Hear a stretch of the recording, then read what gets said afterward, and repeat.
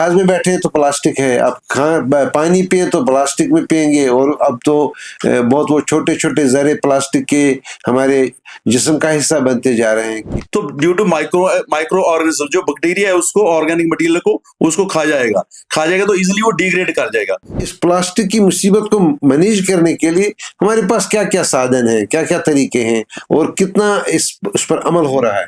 हाँ, जो biodegradable plastic अभी बन तो गया, उसके लिए material is little bit costly.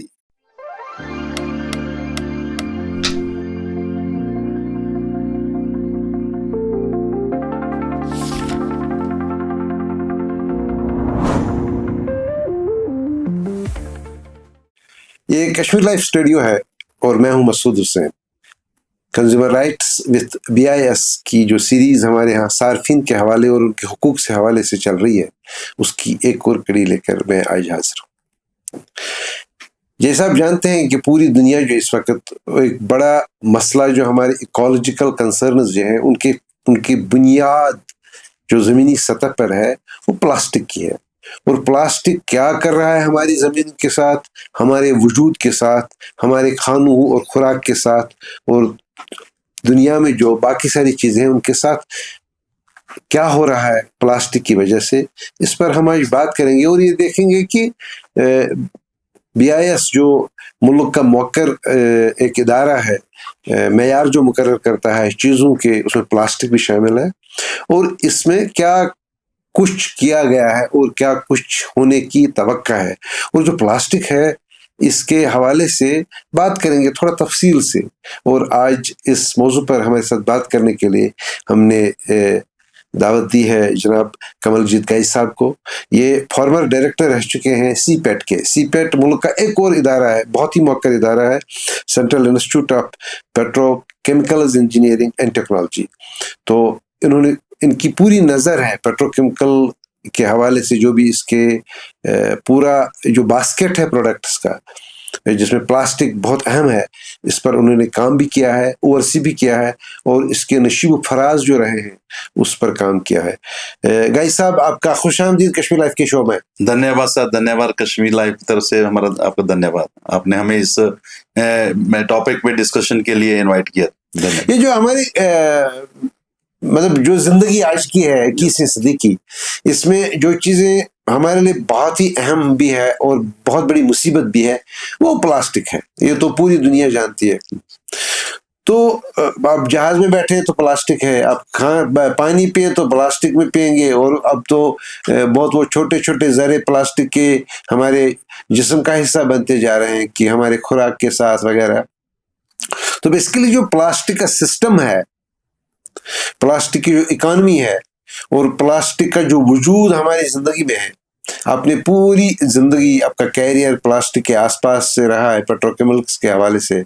तो क्या आप बताएंगे हमारे नाजरीन को प्लास्टिक के हवाले से सिचुएशन क्या है? देखिए, प्लास्टिक्स मटेरियल जो है, आप जो भी प्रोडक्ट बनाते हैं, जहाँ मेटल यूज करते थे, वुड यूज करते हैं, लेकिन जैसे जैसे पॉपुलेशन का ग्रोथ हो रहा है, अर्बनाइजेशन हो रहा है, अब जो प्रोडक्ट्स है आप देखेंगे बहुत सी प्रोडक्ट्स, लॉट ऑफ प्रोडक्ट्स जो मेटल और पहले जो वुडन की थी, वो इन दिनों में प्लास्टिक की बन रही है।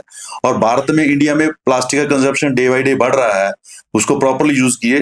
अगर आज की डेट में देखेंगे तो पर कैपिटा कंजप्शन जो प्लास्टिक का है, इट इज 11 kg पर पर्सन पर ईयर, मतलब तो एवरी ईयर 15% इंडस्ट्री में राइज हो रहा है।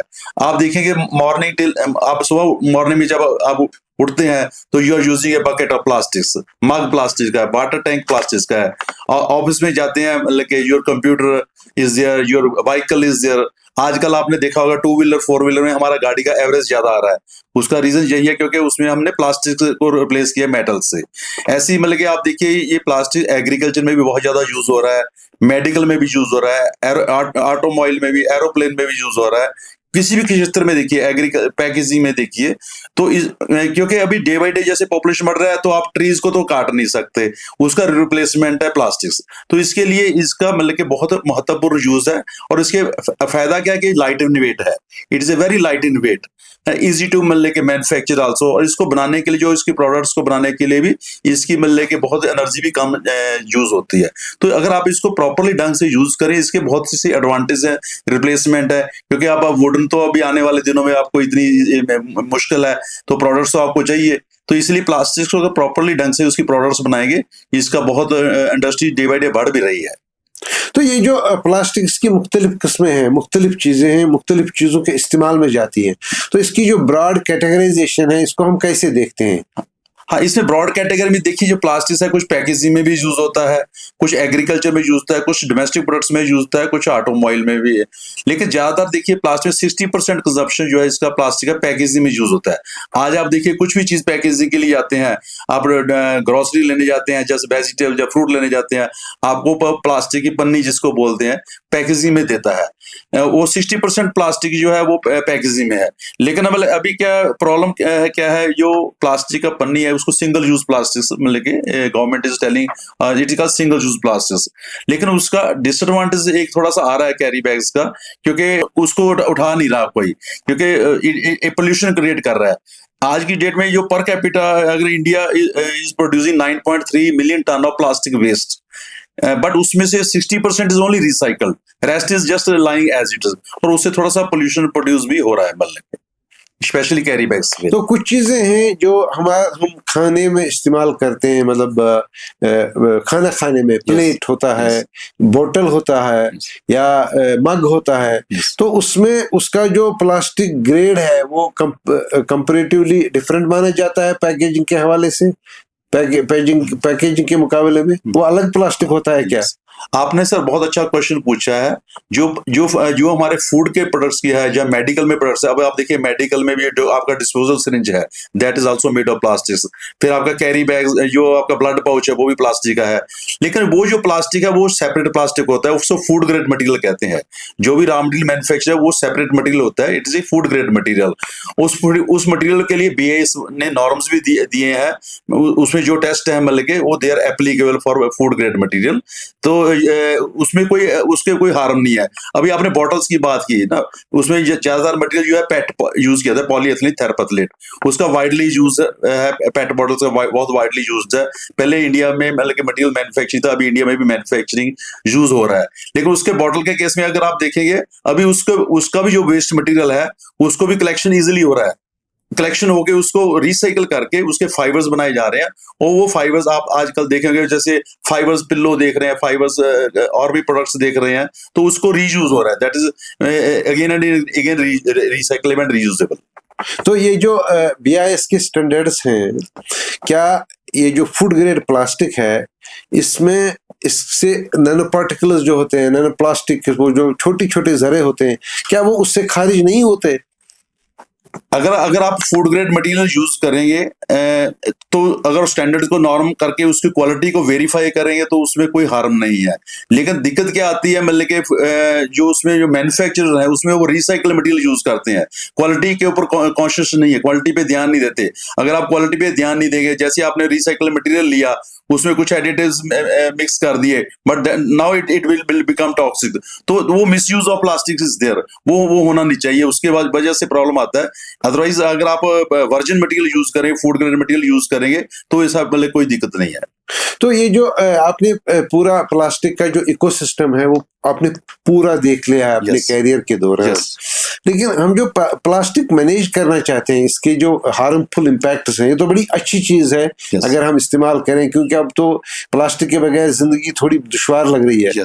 लेकिन इस प्लास्टिक की मुसीबत को मैनेज करने के लिए हमारे पास क्या क्या साधन है, क्या क्या तरीके हैं, और कितना उस पर अमल हो रहा है? हाँ, आपने सर बहुत अच्छा क्वेश्चन पूछा है। इसके लिए क्या प्लास्टिक वेस्ट मैनेजमेंट एक है, proper plastic waste management is required. उसमें क्या है, जैसे मतलब के जो रैग पिकर्स हैं, अभी government is also giving a lot of importance to on rag pickers. तो सिंगल यूज प्लास्टिक्स को कलेक्ट करके, बिकॉज आज जितने भी प्लास्टिक मटेरियल है, इसका एक एडवांटेज भी है, they all can be recycled and reused. तो गवर्नमेंट ने क्या अभी एक सर्कुलर इकोनॉमी इशू किया है, गवर्नमेंट इज एम्पैथाइजिंग उसको भी circular economy, as you know sir, भी उसको रीयूज करिए जो आपका रॉ मटेरियल से यूज हुआ है। Lot of efforts are going on also. अभी एक आपने सुना होगा concept 6R, plastic waste management में एक 6R का कंसेप्ट है। वो 6R क्या है? रीथिंक है। सोने की चमक और बढ़ जाती है जब वो खरा हो।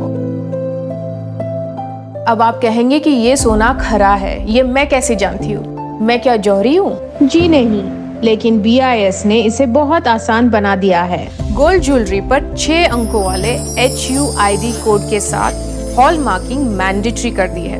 हॉल मार्क देकर ही गोल्ड ज्वेलरी खरीदे ताकि आपके द्वारा दी गई कीमत के बराबर गोल्ड ज्वेलरी आपको मिले। और हाँ, हॉलमार्क ज्वेलरी की ऑथेंटिसिटी चेक करने के लिए BIS आपके लिए लाया है BIS केयर ऐप। इसे अपने फोन में डाउनलोड कर लीजिए। जब भी गोल्ड ज्वेलरी खरीदें, BIS केयर ऐप से हॉलमार्क गोल्ड ज्वेलरी की ऑथेंटिसिटी चेक करें। समस्या होने पर आप इसी ऐप से कंप्लेन भी कर सकते हैं। तो याद रखें, हॉलमार्क है तो सोना है, BIS है विश्वास का प्रतीक। BIS inspiring quality. रिफ्यूज है, रिड्यूस है, रीयूज है, रिपेयर है एंड रिसाइकल। मेन ओवरऑल उसमें का है भी आप लेके प्लान करिए भी जो भी आप कोई कंपोनेंट बना रहे हैं उससे कम प्लास्टिक यूज हो, आपका पर्पस भी सॉल्व हो जाए, तो नेचुरली आपके वो मटेरियल का कंजप्शन कम होगा, वेस्टेज भी कम होगी। सिमिलरली रिपेयर मींस आप उसी मटेरियल को बार बार यूज करिए तो आपका वर्जिन मटेरियल या मेन प्लास्टिक मटेरियल कम यूज होगा। सो अगर आप ये प्लास्टिक वेस्ट मैनेजमेंट की ये टेक्निक्स को एप्लीकल करेंगे तो दिक्कत नहीं आएगी। सेकेंडली मतलब के जो प्लास्टिक को रिसाइकल करने के लिए भी अलग अलग टेक्निक्स हैं। उसके लिए मतलब के मैकेनिकल रिसाइकलिंग है, केमिकल रिसाइकलिंग है। मैकेनिकल रिसाइकलिंग क्या है, जैसे आपके पास घर में कबाड़ी वाला आता है, आपसे वो प्लास्टिक वेस्ट कलेक्ट करके उसको रीग्राइंड करता है। रीग्राइंड करके वो उसकी सेम प्रोडक्ट तो नहीं बना सकता। मान लीजिए आपके फूड ग्रेड का प्रोडक्ट लेकर गया है तो उसका कोई सेकेंडरी प्रोडक्ट बना सकता है। जैसे आजकल आपने सर देखा होगा कुछ गार्डन्स में प्लास्टिक का लुम्बर, गार्डन में फर्नीचर यूज हो रहा है, रेलवे से लुम्बर बन रहे हैं, वेरी वेस्ट मटेरियल। और रिसेंटली अभी आपने देखा होगा plastic waste material, very waste material is used for लेके रोड मैन्युफैक्चरिंग आल्सो। जो प्लास्टिक वेस्ट में कोल टार आप मिक्स करेंगे तो उसकी रोड का लाइफ बढ़ जाता है। सेकेंडली मतलब के जैसे केमिकल रिसाइकलिंग में उस प्लास्टिक को मतलब plastic materials are basically made from petrochemicals, उसको आप डीपॉलीमराइज करके again you can convert it to the fuel also. But only thing is मतलब awareness is not there, public awareness is not there. अगर proper awareness हो मतलब कि it is done. और एक चीज मैं और आपको बताना चाहूंगा मतलब कि generally people are saying say no to plastic, but that is wrong. अगर आप प्लास्टिक को नो करेंगे it is very difficult life. Just you think it, अगर आपका मतलब कि एनी प्रोडक्ट यू सी, आपका टीवी है, LED है, मोबाइल फोन है, मेडिकल में, एग्रीकल्चर में, तो आप you do not have any alternatives. So basically say no to single use plastic. और उसमें सेंट्रल पोल्यूशन कंट्रोल बोर्ड ने वो गाइडलाइंस भी सर इशू किया है कि आफ्टर 31 दिसंबर 2022 120 माइक्रोन से नीचे आप कैरी बैग्स नहीं बना सकते।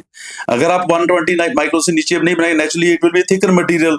सो आपका जो मतलब कि प्लास्टिक वेस्ट का भी वो कम होगा तो पोल्यूशन भी कम होगा। तो इसके लिए सर मैं आपको बताना चाहूंगा BIS ने कुछ मतलब स्टैंडर्ड्स भी बनाए हैं।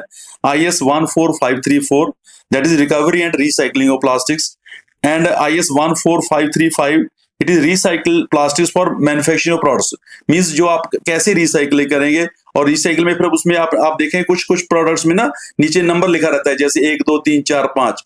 जैसे आप एक जस्ट एग्जांपल देना चाहिए, पेट का बॉटल है, उसमें अगर आप नीचे आप देखें कि ट्रायंगल में नंबर 1 लिखा रहता है, तो वो स्टैंडर्ड में पूरा मेंशन किया गया। BIS is doing lot of efforts, और उसको कैसे उसकी क्या क्या प्रोडक्ट्स बना सकते हैं वो भी स्टैंडर्ड्स में मेंशन किया है।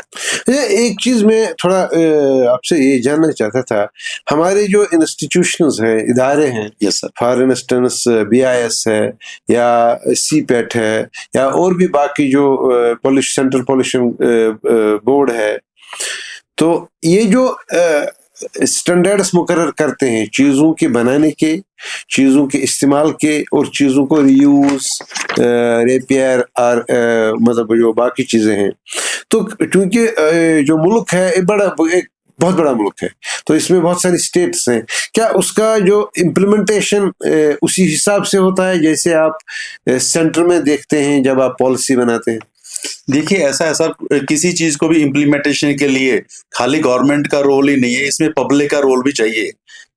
आप सॉलिड वेस्ट मैनेजमेंट भी दे लीजिए, खाली मतलब कि ओनली गवर्नमेंट और department can not do it is a joint efforts of everybody. इसमें पब्लिक का भी रोल है, इंडस्ट्री का भी रोल है। जैसे मान लीजिए अभी CPCB गवर्नमेंट ने गाइडलाइंस दिया 120 माइक्रो से नीचे नहीं बनाना, और इसमें हमारा भी कर्तव्य है, जो परचेज करता है, शॉप वाला परचेज करता है, और उसको भी वो buy, he should not buy that, मतलब कि उसके नीचे माइक्रोन का बाय ना करे नेचुरली। मतलब कि जो आपने सही क्वेश्चन पूछा है, लेकिन इसमें अगर आपको उसका सही इस्तेमाल करना है, पोल्यूशन को अवॉइड करना है, वेस्ट मैनेजमेंट को कम करना है, तो आपको मतलब कि सभी का मतलब कि इसमें रोल बनता है। Public role is also important, तभी वो कोई रूल सही तरीके से लागू होता है। ये जो BIS के जो स्टैंडर्ड्स हैं यस प्लास्टिक के हवाले से, BIS चूंकि एक ऐसा इंस्टीट्यूशन है जो हर चीज में स्टैंडर्ड्स मुकर्रर करता है, यस चाहे आपको वर्जिन मटेरियल यूज करके पहली बार प्लास्टिक की चीज बनानी हो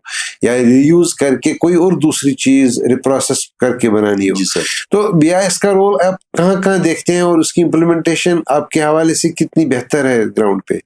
देखिए BIS का जो रोल है, जैसे कि जो भी BIS standard formulation, they are making various standards for standard का पर्पस मेन होता है, किसी भी स्टैंडर्ड का पर्पस है भी consumer should get a good quality products, it should be safer also, और उसका लॉन्जिविटी भी रहे। मेन पर्पस स्टैंडर्ड का यही है, बिकॉज जैसे कि आपको मालूम है BIS department, bureau of Indian standard, it comes under ministry of consumer affairs, food and public distribution. तो इसमें कंज्यूमर का मतलब के पूरा ध्यान रखा जाता है, तो उसको मतलब कि उसकी जान माल की सुरक्षा रखना, तो जो स्टैंडर्ड को ये देखकर ध्यान में रखा जाता है भी जो उसमें अच्छी क्वालिटी का मटेरियल यूज हो, रिक्वायरमेंट यूज हो, ताकि उसको सेफ भी हो, क्योंकि कुछ कुछ जगह safety is also very important ना। तो जैसे प्लास्टिक के केस में अभी हम डिस्कस कर रहे थे, जो सिंगल यूज प्लास्टिक में, अभी आपको मैं एक नई चीज भी बताना चाहता हूँ, जो कैरी बैग्स है, नेचुरली यूज तो करने हैं अपने को कैरी बैग्स, लेकिन उसका एक सर अल्टरनेटिव आया है बायोडिग्रेडेबल प्लास्टिक। मैं पूछना चाहता हूँ उसके बारे में। यस सर, आप थोड़ा बता दीजिएगा क्या है? यस सर, जो अपने बायोडिग्रेडेबल मटेरियल सर क्या है, प्लास्टिक में सिंगल यूज प्लास्टिक, जो plastic all plastic material are not biodegradable, लेकिन कुछ कुछ प्रोडक्ट्स हम चाहते भी नहीं बायोडिग्रेडेबल हो ना। हम नहीं चाहेंगे मतलब कि जैसे हम प्लास्टिक का पाइप है, अगर वो स्टैंडर्ड के हिसाब से बना है, BIS स्टैंडर्ड से, इट्स लाइफ इज 50 years, लेकिन some plastic we want that they should, some material we want it should degrade, but replacement of single use plastic के लिए सर अभी नए मटेरियल आ गए, they are called compostable plastics और biodegradable plastics. Main उनका purpose sir क्या है भी अगर आप उसको मतलब कि जब आप थ्रो करेंगे सिंगल यूज प्लास्टिक को, तो ड्यू टू माइक्रो ऑर्गेनिज्म, जो बैक्टीरिया है उसको, ऑर्गेनिक मटेरियल को उसको खा जाएगा तो इजीली वो डिग्रेड कर जाएगा, तो आपकी पोल्यूशन की दिक्कत नहीं आएगी। और मैं आपकी जानकारी के लिए बताना चाहता हूं सर, उसके लिए ब्यूरो ऑफ इंडियन स्टैंडर्ड ने 2 नए स्टैंडर्ड बनाए हैं, एक है IS 17088, that is for composite plastics, और एक दूसरा स्टैंडर्ड है IS 14853, testing of biodegradability in aqua system. तो जो naturally biodegradable materials already industry ने बनाना शुरू कर भी दिया और यूज भी कर दिया। अभी आजकल आप देख रहे हो कुछ जगह हम मॉल में या कहीं भी जाते हैं, उसमें लिखा रहता है it is not a plastic material, तो what is that material, it's a biodegradable material, so बल्कि वो डिग्रेड भी कर जाएगा, तो वो एफर्ट्स अभी जारी है उसके लिए। ये जो नॉर्मल प्लास्टिक है जो बायोडिग्रेडेबल नहीं है, और जो बायोप्लास्टिक है जो डिग्रेडेबल है, yes, sir. तो इनमें वेरिएशन है कीमतों में? क्या एक एक्सपेंसिव है बायो प्लास्टिक? हाँ, ये बहुत अच्छा सर आपने क्वेश्चन पूछा है। जो बायोडिग्रेडेबल प्लास्टिक अभी बन तो गया, उसके लिए material is little bit costly, लेकिन रिसर्च हो रही है उसके ऊपर भी, उसको भी कॉस्ट वाइज उसको कम करने के लिए। उसके लिए जैसे सर आपके नेचुरल मटेरियल लाइक कॉर्न, अब अगर कॉर्न है, स्टार्च है, अगर corn and starch is added with some amount of plastic materials, जैसे अभी कुछ मटेरियल, जैसे अभी आपको मैं 1-2 मटेरियल बताना चाहूंगा, जैसे पॉलीलैक्टिक एसिड, पॉलीहाइड्रोक्सी एल्केनाइट एंड पॉलीकैप्रोलैक्टिन, ये अभी ऑलरेडी नए बायोडिग्रेडेबल मटेरियल्स मार्केट में आ गए। लेकिन कुछ उसमें सर दिक्कत ये आ रही है, आपको कैरी बैग में स्ट्रेंथ भी तो चाहिए, आपने कुछ उसमें वेट डालेंगे तो इसको वेट भी तो विथस्टैंड करना है, तो उसकी प्रॉपर्टीज को इंप्रूवमेंट के लिए भी आपको एडिटिव्स डालने पड़ेंगे। तो उसके लिए ऑलरेडी कुछ रिसर्च हो गया, कुछ रिसर्च हो रहा है, ताकि वो आपका मटेरियल डिग्रेड भी कर जाए और कॉस्ट भी कम हो जाए। अभी जैसे देखिए आपने जो प्लास्टिक बायोडिग्रेडेबल नहीं है, तो उसका कुछ अमाउंट लिया जाता है, जैसे 5 से 10% उसका अमाउंट ले लिया, बाकी मटेरियल जो है बायोडिग्रेडेबल मटेरियल ऐड कर दिया। उससे क्या एडवांटेज हो जाएगा, आपका स्ट्रेंथ भी आ जाएगा और एटलीस्ट आपका डिग्रेड भी हो जाएगा। तो ये भी आपकी बात सही है, वो कॉस्ट को भी कम करने के लिए ये चीज चल रही है।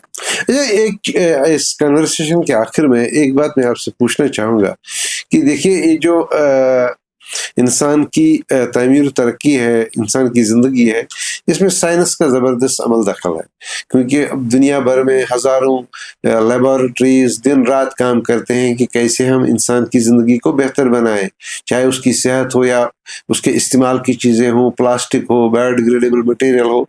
लेकिन जब तक हम एक स्टेज पर पहुंचे जब हमारे पास एक ऐसा प्लास्टिक हो जो खुद ही डिग्रेड हो जाए, लेकिन तब तक हमने पता नहीं कितने लाख करोड़ टन अपनी ज़मीन में प्लास्टिक रखा होगा, मतलब अबेंडन करके। तो अब आप एक बेहतरीन इंस्टीट्यूशन के डायरेक्टर रह चुके हैं, क्या कभी इस हवाले से कभी कोई बात हुई या कोई इंटरेक्शन हो गई विद अदर स्टेक होल्डर्स कि हम जो ज़मीन है इसमें जो प्लास्टिक हम डाल रहे हैं इसको बांझ बना रहे हैं हम, क्योंकि ये बंजर बन जाता है। आप पंजाब से हैं, ये कश्मीर है, और हम दोनों एग्रीकल्चर इकोनॉमीज हैं, तो इस सिलसिले में कुछ कभी कोई बात हुई? देखिए, उसमें बातचीत तो चल रही है, जैसे मैंने आपको टेक्निक भी बताया है, प्रैक्टिकल टेक्निक्स हैं उसको रिसाइकलिंग के लिए। अगर आप प्रॉपर ढंग से उसको सेग्रीगेशन कर ले, जैसे लैंड फिलिंग एक उसमें प्लास्टिक वेस्ट में लैंड फिलिंग है। खाली प्रॉब्लम क्या है, मतलब कि main is collection of waste material. अगर उसको प्रॉपर इंप्लीमेंटेशन हो जाए, उस प्लास्टिक मटेरियल को उसमें जाने ही ना दिया जाए, अगर आप उसको लैंड में जब एग्रीकल्चर लैंड में उसको अगर जाने ना दिया जाए, कुछ उसमें गवर्नमेंट भी साथ रोल है, कुछ उसमें पब्लिक का भी रोल है। अगर आप उसी प्लास्टिक मटेरियल को कलेक्ट कर लें, द सेम मटेरियल वो वेस्ट को आप मतलब वेल्थ में कन्वर्ट कर सकते हैं। जैसे मैंने आपको बताया, जितने ऑल प्लास्टिक मटेरियल, इसका एक गुड एडवांटेज है, they can be number of times you can recycle it. और दूसरा इसमें क्या है, मतलब एक इसे अगर still it is not used, it can be used for road manufacturing. Otherwise आप उसको एज ए फ्यूल इंसिनरेशन में भी यूज कर सकते हैं। इंसिनरेशन क्या है, मतलब कि जैसे सीमेंट के प्लांट है, वहां पर आप उसको यूज करिए। खाली अगर आप मेन पर्पज, हमें वो उस लैंड में जाना नहीं देना चाहिए। अगर उसमें लैंड में जाएगा नहीं तो उसको दिक्कत नहीं आएगी। लेकिन इसके लिए एफर्ट्स सभी को मिलकर करना पड़ेगा। गवर्नमेंट तो कोशिश कर रही है, जैसे सर मैंने आपको बताया है, दूसरे प्लास्टिक जो सॉलिड प्लास्टिक मटेरियल्स है वो तो आपके नंबर ऑफ टाइम्स रिसाइकल हो रहे हैं। प्रॉब्लम क्या आ रही है, गवर्नमेंट भी अपनी तरफ से एफर्ट्स कर रही है सिंगल यूज प्लास्टिक का। सिंगल यूज प्लास्टिक का हमने आपको ऑलरेडी बता दिया, वो उसके लिए अल्टरनेटिव बायोडिग्रेडेबल मटेरियल्स आ गए। वो अगर चले जाएंगे तो लैंड पे कोई इफेक्ट नहीं पड़ेगा, because they are already made from natural materials like starch और corn, and they will not affect this. क्योंकि अगर आप प्लास्टिक में भी देखेंगे, they are basically hydrocarbons. Hydrocarbon in the sense carbon, hydrogen is present. So if it will degrade, what will happen? Carbon dioxide will be produced, water will be produced, which is already available in the atmosphere. तो अगर उसको मतलब कि हम लोग उसको थोड़ा सा सतर्क हो गए और स्ट्रांगली इंप्लीमेंट करें उस चीज को, जो पेपरों में है या टेक्नोलॉजी, उसको प्रॉपर्ली इंप्लीमेंट करें, तो इसके लिए वो तभी उसका संविधान है, तो वो प्रैक्टिकली तभी पॉसिबल है। ये गाई साहब इंजीनियर हैं, तो उन्होंने बहुत सारी कुछ चीज़ें बताई होंगी इस इंटरव्यू के दौरान, जो बिल्कुल साइंस है, क्योंकि कुछ चीज़ें हैं जिनका हम न हिंदी बना सकते हैं न उर्दू बना सकते हैं, तो ये ऐसे ही रहेगा। जो हाइड्रोकार्बन हो या कोई और चीज़, वो वैसे ही रहेगा। लेकिन जो असली मकसद इस मुलाकात का ये है कि जो जिस मसले को, जो हमारे इकोलॉजिकल कंसर्न्स को मैग्नीफाई कर रहा है, वो उसमें सबसे बड़ा कंट्रीब्यूटर प्लास्टिक है। ये प्लास्टिक सिर्फ इंसानी ज़िंदगी के लिए ही ग्रेजुअली जहर नहीं बन रहा है, ये बाकी जो लाइफ है, चाहे ये जो एक्वेटिक लाइफ है, मैरीन लाइफ है, उनके लिए भी ये प्रॉब्लम ग्रेजुअली हो रहा है। हमारा वुलर अगर आप देख लें तो वुलर में कई घर, कई खानवादे सिर्फ इस प्लास्टिक को, अबेंडेंट प्लास्टिक को जमा करके अपना घर चलाते हैं। इतना प्लास्टिक का इस्तेमाल है। और जो कश्मीर, जम्मू कश्मीर देखें कि हमारे यहाँ बहुत सारे यूनिट्स हैं जो ये प्लास्टिक जमा करते हैं, उसको ब्रेक करते हैं, उसको रिपैक करते हैं और रिसाइकल करने के लिए बेचते हैं। लेकिन फिर भी इतना प्लास्टिक हम यूज़ कर रहे हैं कि अभी तक कहीं भी जाइए तो प्लास्टिक मिलेगा, हर जगह मिलेगा, लैंडफिल से बाहर मिलेगा। तो जब तक साइंस तो कोशिश कर रहा है कि कोई ऐसी चीज़ मिल जाए जिससे हम इस प्लास्टिक से निजात पाए और कोई अल्टरनेटिव आ जाए। अभी बायोप्लास्टिक्स की बात कई साहब फरमा रहे थे, तो इसमें इसको इन वोग होने में, इन थिंग बनने में थोड़ा सा टाइम लग जाएगा, लेकिन तब तक हमारी जिम्मेदारी ये है कि हम इस्तेमाल करें प्लास्टिक, क्योंकि प्लास्टिक के बगैर इस वक्त जिंदगी थोड़ी बहुत मुश्किल हो सकती है, लेकिन प्लास्टिक का इस्तेमाल बड़े आराम से कीजिएगा। अगर कोई बैग है तो उसको एक बार इस्तेमाल करके फेंकिएगा मत, उसको बिल्कुल म्युनिसिपल ऑफिशियल्स जो आते हैं, वो रैग पिकर्स आते हैं, तो उनके हवाले कीजिएगा, क्योंकि ये जो हम अबेंडन करते हैं प्लास्टिक, ये हमारी ज़मीन का हिस्सा बन जाता है, और ज़मीन से हम जब अनाज उगाते हैं तो उसके कुछ हिस्से अनाज का हिस्सा भी उसके DNA को मुतासिर करते हैं। तो ये एक वाहिद तरीका है कि एक रिस्पॉन्सिबल सिटीजन बनने का, वरना ऐसी सिचुएशन आ सकती है कि हमारी ज़मीन प्लास्टिक के अब्यूज़ और यूज़ से भांज बन जाएगी, और एक वक्त होगा कि हम आज कहते हैं ना, वो खाने में प्लास्टिक होता है, खाने में प्लास्टिक होता है, लेकिन उस हिसाब से नहीं होता जिस हिसाब से हम चावल के दाने कैमरे के सामने ला के कहते हैं कि प्लास्टिक है। बेसिकली प्लास्टिक हमारे अनाज का हिस्सा है, हमारे पानी का हिस्सा है, और इसको एहतियात से इस्तेमाल करने का वही तरीका है। ये जो ब्यूरो ऑफ इंडियन स्टैंडर्ड्स की ऑर्गेनाइजेशन है, ये तो स्टैंडर्ड मुकर्रर करेगी नई चीज़ें बनाने की, नई चीज़ों से के इस्तेमाल के बाद एक और नई चीज़ बनाने की प्रोसेस के बाद, या इसको लैंडफिल्स में इस्तेमाल जब ये हो जाता है तो इसको ख़राब इसको मैनेज करने के तरीके बताएगी, लेकिन ये तरीके वो बताएंगे, इस्तेमाल और उनका इतलाक़ हम ही को करना है। तो आज की इस कन्वर्सेशन को इसी बात पर मुकम्मल करते हैं कि अगर हमको खुद को, अपनी ज़िंदगी को, या ज़मीन की ज़िंदगी या मैरीन लाइफ को मदद करनी है, तो हमें बहुत ही रिस्पॉन्सिबल रहना होगा। तो गाई साहब, आपका बहुत बहुत शुक्रिया। धन्यवाद। आपका भी बहुत शुक्रिया कि पूरी जो प्लास्टिक के हवाले से हमने बात की वो आपने सुनी। आपका बहुत बहुत शुक्रिया। इजाज़त दीजिए नई किस्त आने तक। आपका बहुत बहुत शुक्रिया। धन्यवाद।